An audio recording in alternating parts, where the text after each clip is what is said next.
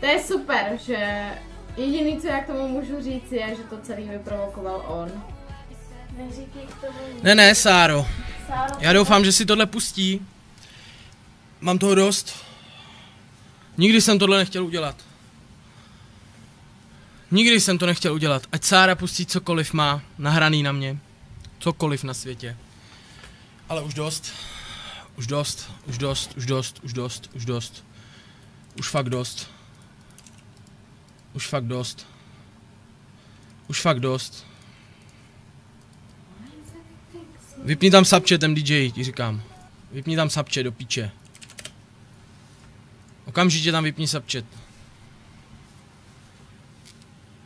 Chcete vyjádření v největším afektu? Chcete, abych se k tomu vyjádřil v afektu? Protože už jsem to udělal já, už jsem to sem dostal já. Počkám, až si toho všimne Sára, ať se k tomu klidně může live vyjádřit, protože my už se spolu osobně nikdy nesetkáme. Bohužel, už se s ní nikdy nesetkáme osobně, proto vám to nebudeme moct říct osobně. A potřebuji, aby to věděla. Že streamuju. Potřebuji, aby to věděla. Vypni tam ten subchat. Jo.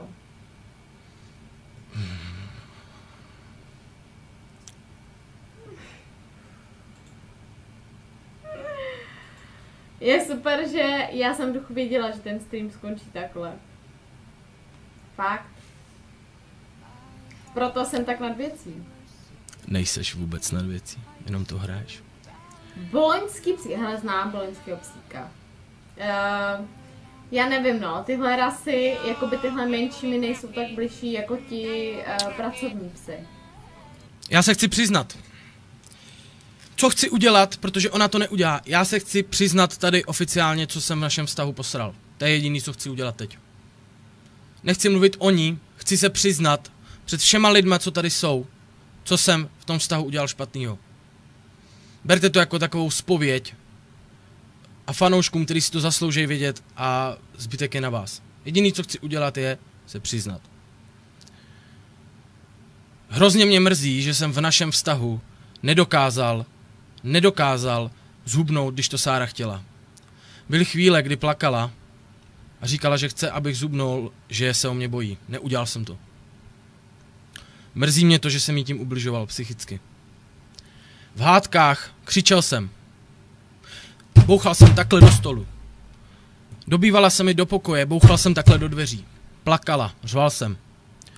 Řval jsem z emocí a řval jsem hoši z lásky. A vždycky ona říkala, že ona je ta, co miluje vždycky stejně. Hoši, brečel jsem na kolenách v ten den rozchodu. Jako troska. Všichni mý kamarádi mi řekli, že jsem se snížil jako sračka. Teď se usmívá, přišel jí donejt se sádelníkem a ona se usmívá jako štětka. Žila se mnou 2 roky.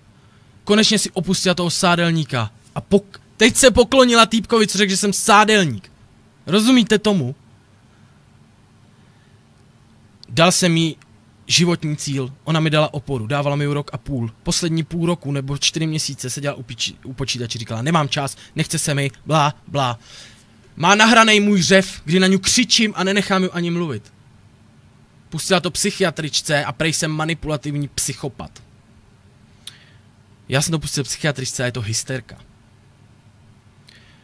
Měsíc před rozchodem mi řekla, prodáš mi auto a prodáš mi počítač, když bychom se rozešli. Hoši, omlouvám se, že to musí jít sem. Nechci to rozebírat, chci se přiznat. Křičel jsem ve vztahu. Bouchal jsem do věcí ve vztahu. Řval jsem nad ní, když plakala. Ale proto, že jsem ji neskutečně miloval a dal bych za ní život. Kdykoliv bych za ní dal život. Miloval jsem ji vždycky nejvíc v našem vztahu. Je nejtěžší lidi se dívat teď na holku, kterou jsem miloval, která mi ukázala moji první lásku, borci. Jak se teď chová. Hlavně, když má vedle sebe člověka, která je její opora, její kamarádka Denisa, která jí leze tak do prdele. A Sára se cítí hrozně mocná. Ta holka mě zlomila, já jsem žadonil na kolenou, mohlo to dopadnout dobře. Stěhovali se, smáli se tady. Když jsem zařval, ať se nesmějou, že je to pro mě těžký, tak mi řekli, ať si zavřu dveře ve vlastním bytě. Řekla, že tady nebude už ani hodinu. A pak mi zavolala, že si tady bude do rána třídit věci. Hoši, já vám říkám, ta holka mi zlomila srdce. A proč o tom mluvím? Protože mě to trápí. Já se neumím přetvařovat jak ona, že je mi to jedno. Byla to mé první láska do píči. Žil jsem s ní 2 roky. Poznal jsem její rodinu. Ale že se bude chovat takhle. Já jsem o tom mluvil na veřejnosti. Já z jednoho prostého důvodu. Ona řekne, já jsem o tom nemluvila, to on. Já jsem o tom mluvil. Protože mě to kurva mrzí. Já neumím, vole, si sem sednout s kámošem a bavit se. Ožrat se. Umím udělat stream, ale stejně dokážu o tobě říct aspoň hezký věci. Hoši, dobře, tímhle to ukončím. Nepoznávám tu holku. Nepoznávám. Umřela, ta pravá Sára umřela. A je mi jedno, jak se bude smát a přetvařovat se. A já vám říkám, že jediný, co jsem ve vztahu dělal, je, že jsem byl zlej někdy. Bouchal jsem do věcí a řval jsem. Nic víc mi nemůže vytknout. A byl jsem línej. Ale lásku měla vždycky největší. A to, jak se teď bude přetvařovat, to vám říkám, že uvidí celý svět. Já už o tom nebudu mluvit. Omlouvám se. Nevydržel jsem to. Pro mě jsou to silnější emoce než pro ní. A takovou přetvářku jsem na ní v životě neviděl. V životě. A doufám, že aspoň jednou, třeba za půl roku, přijde, řekne, jaký to bylo a aspoň se s ňou budu moc normálně bavit jako kamarád. Chtěl bych to, ale nechci být kamarád s touhle holkou. Chci být kamarád se Sárou, která byla vždycky hodná, skromná holka. Ale tohle není Sára, hoši. Soráč. Soráč. Chtěl bych s ňou být prostě kamarád a popřát jí co nejlepší budoucnost. Ale necítím se, že jí to chci teď přát. Popřál jsem jí to 2 dny zpátky, ale takhle to prostě dál nechci. Tak, od teď vám slibuju tady, že už se k tomu nebudu vyjadřovat. Končí to pro mě a je mi špatně. A jestli, Sáro, jestli jsi tohle dokázala předstírat půl roku teď, že mě fakt miluješ. Nebo 3 měsíce jsi mi to nedokázala říct a poslední měsíc mi říkala, nevím, jestli k tobě něco cítím. Tak mám fakt jako zlomený srdce a díky tobě už si na tohle budu dávat sakra bacha. A kdybych si mohl vrátit v čase, v životě ti nepomůžu v tvým snu. V životě tě neproslavím. Nikdy bych to neudělal, kdybych věděl, jak se budeš chovat. Mrzí mě, že myslím, že jsem přiznal, že jsem dělal chyby. V životě bych tě neuhodil.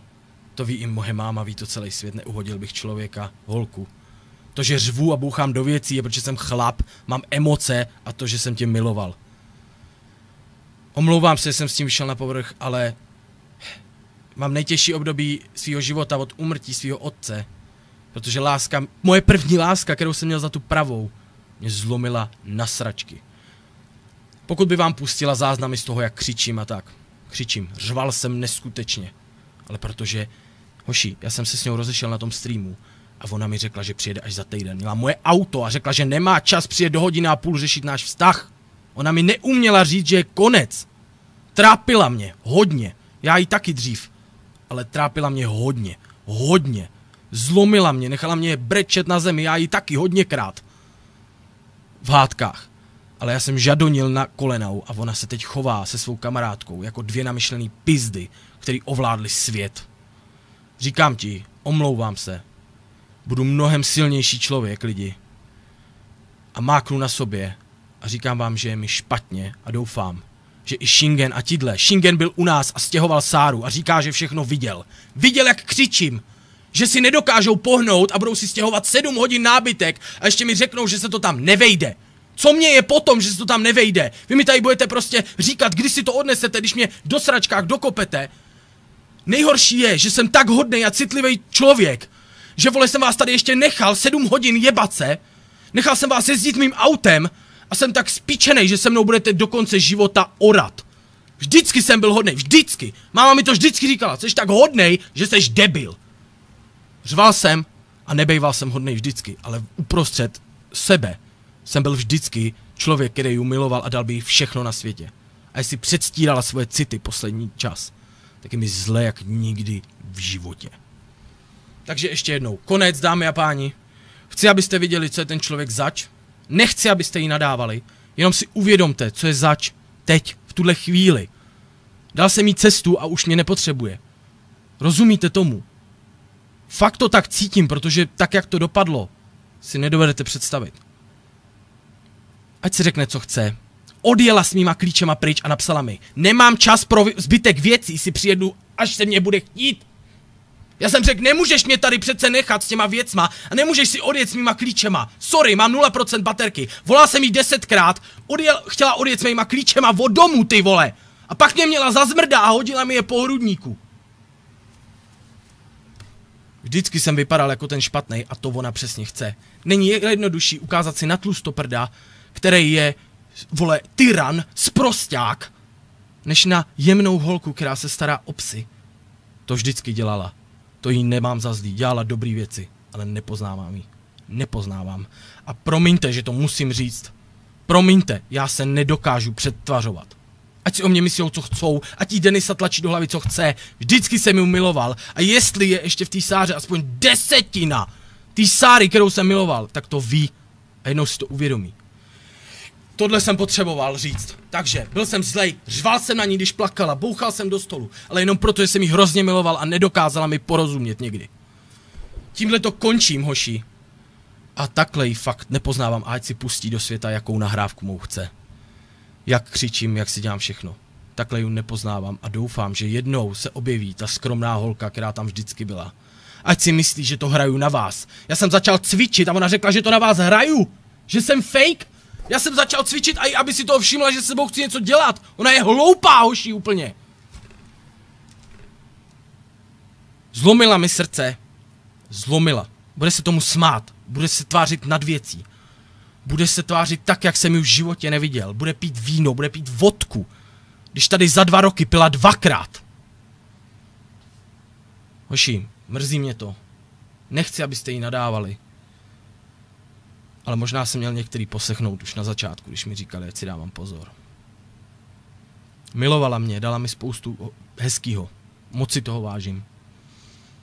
Ale to, co mi dala teď, je lekce na celý život. Protože tohle jsem nikdy neviděl a jsem hrozně slepej.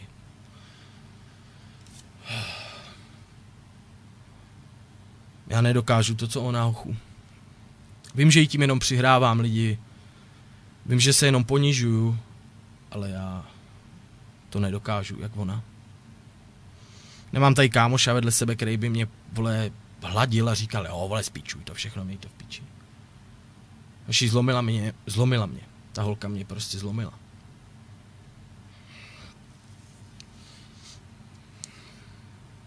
Fakt jsem se snažil požádat o další šanci a ona řekla, nevím, já se potřebuji odstěhovat. Říkám, budeme potom aspoň teda přítel a přítelkyně. A ona, já nevím, já se prostě chci odstěhovat. Říkám, jak nevím, nemůžu tady teď žít měsíc s tím, že nevím. Prosím, Sári, řekni mi to. Dobře, jak chceš, až odejdu z těch dveří, bude konec. Neměla ani tu úctu po těch 2 letech. Ani tu sílu mi upřímně říct do očí, že už se mnou nechce nikdy být. Neměla a bude dělat ze mě tyrana.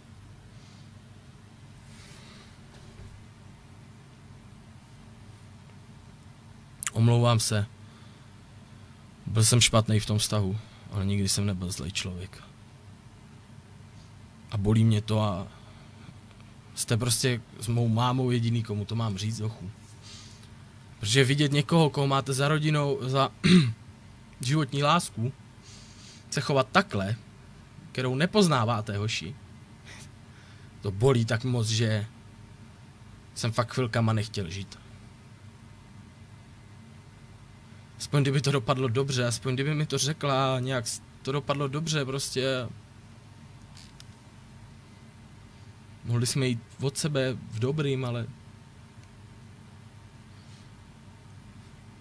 já nejsem žádnej tvrdák, vole, já nejsem prostě zmrt.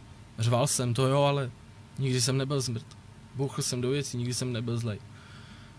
Ale hoši, vidět tohle, jak se chová, a jak jí říkají lidi do hlavy pičoviny, když víjou, že jsem dobrý člověk. Proto jsem to nechtěl říkat, protože se všechno, hoši, otočí proti mně a lidi budou odsuzovat mě, protože ona je krásná, jemná holka.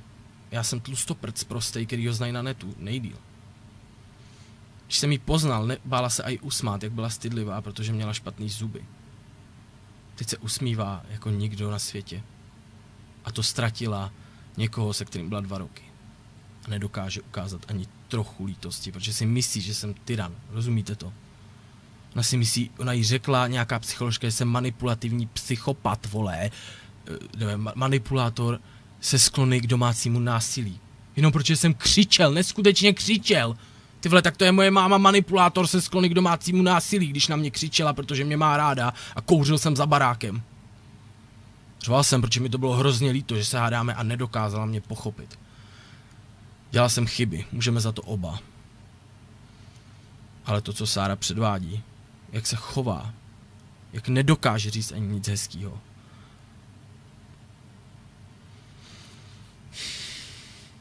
Takhle namyšlenou jsem ji nikdy neviděl, hochu. Vím, že spoustu lidí nadávalo, jak je namyšlená. A já jsem se jí vždycky zastával, protože jsem mu miloval, hochu, a... teď to vidím. A jestli to někdo nevidí, tak... to jsem asi ten špatný. Já. Ublížila mi neskutečně. A ubližuje mi. Bude se teď fotit na diskotékách. Bude teď dělat to, co se mnou nikdy nedělala. Pít, chlastat. Bude říkat, že jsem jí bránil v tom někam jít. Žádal jsem, strašně. Strašně, bál jsem se, s kým si píše. Nenechala mě se podívat na její Facebook. Já jsem jí nechal podívat, kam chce, já jsem neměl co tajit. Hádala se se mnou. Říkala, když jsem jí říkal, proč není mazlení a tak, protože byla ve stresu, prej. Nebylo to proto, že to se mnou neměla ráda. Je mi jedno, že to řeknu na net a zeřve mě celý internet. Já nechci se celý život přetvařovat a mít to v sobě a dělat, jak jsem nad věcí. Musím s tím bojovat, ne jako ona. Vypadá to, jak kdyby byla rozhodlá už víc měsíců, víš co. Ale to, co jsem dneska viděl na tom streamu, hoši, to je, jak kdybych si díval na cizího člověka, rozumíte? Já ho vůbec nepoznávám. Vůbec. Ona se neprotřetvařuje, ona taková je. Myslíš, že teď ukazuje teprve, jaká je. Přece nejsem takový debil, že jsem to 2 roky neviděl.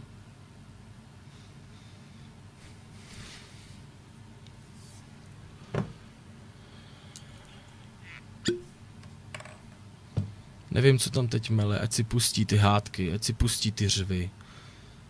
Ať si pustí cokoliv. Přiznávám, řval jsem, bouchal jsem do věcí. Ale tohle jsem si, vole, nezasloužil, hoši. Ani tu její pipku, co tam mele takovýhle hovna. Je to odporný, je mi zle.